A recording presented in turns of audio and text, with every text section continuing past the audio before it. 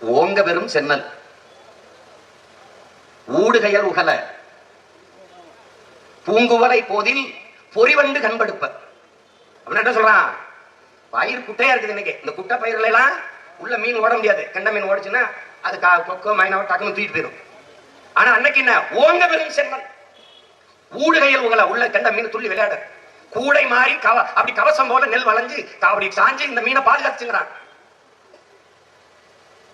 பூங்குவலை அந்த கோலை மலர்ல வண்டு வந்து பொறி வண்டு வந்து தேன் குடிச்சிட்டு பொறி வண்டு கண்படுப்பங்கிறான். அப்படி கண்ண சுண்ட தூங்குது. எப்படி எப்படி இருக்குது பாருங்க தமிழ்நாடு, தமிழனுடைய வேளாண்மை.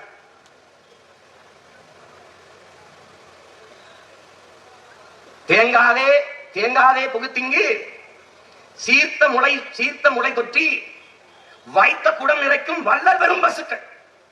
குடத்தை வச்சவன பாலை நிறைக்குது. வள்ளல் வெறும் பசுக்கள். நீங்கா செல்வம் நிறைத்தேலோ எம்பாவாய். யார் வாடுறா? 1000 ஆண்டுகளுக்கு முன்னாடி ஆண்டாள் வாடுறா. இவ்வளவு வளத்தோடு இருந்திருக்கு. இன்னைக்கு கதிராமங்கலத்துல கத்திக்கிட்டு இருக்கான். எப்படிப்பட்டது கதிராமங்கலம்? ஏன் கதிராமங்கலம்? காரண பெயர் இருக்குது. அந்த காரண பெயர் என்ன? நெல்லை அடித்து விட்டு மணிகளை உதிர்த்து விட்டு வைக்கோலை வைத்து கூரை மேல நெற்கதிரோடு அப்படியே கூரை மெஞ்சா. அதெல்லாம் கதிராமங்கலம் என்று பேர் வந்திருக்குது. சோரை வடித்த தண்ணீர் ஆறாக ஓடியது என்று பாடுறான். கடலில் மூழ்கி முத்தெடுத்தான்.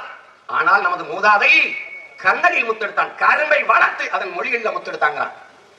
அந்த நிலத்தில் பிறந்து வாழ்ந்த மகன் தான் சடையப்ப வல்லன்.